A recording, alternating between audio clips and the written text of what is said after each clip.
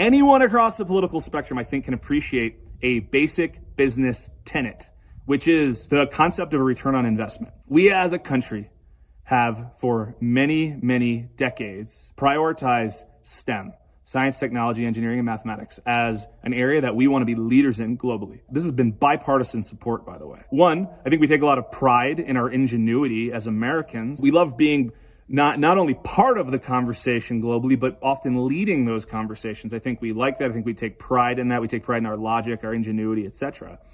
But we also appreciate that there are incredible amounts of benefits that come from research, not just the things that I'm talking about that I do, where it's like sort of longer term, can we keep ecosystems around, but also more immediate term, like can we cure different forms of pediatric cancer? These are areas of research that the government has heavily supported. I imagine probably any person in America would heavily support. These returns on investment become extremely difficult or impossible to realize when you start reducing science funding. I'm someone who's been invested in heavily by taxpayers. So if you're an American and you're watching this, thank you for paying your taxes, because scientific effort in the United States is often largely funded by tax dollars. Now, there are threats that I won't be able to do my job the same way, or possibly even do my job, depending on how intense this gets in the future. There's two different kinds of ROIs.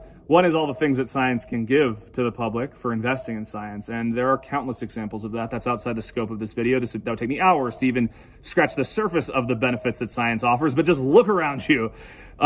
Science is likely the driving force underlying almost everything that's around you that you care about when it comes to technology. And especially nature, like I'm surrounded by nature right now, and our ability to effectively manage and preserve nature hinges on evidence, and evidence is collected rigorously through the scientific process. But then the other ROI is you invest in ingenuity, you invest in expertise, you invest in your American workforce, you want to retain American talent.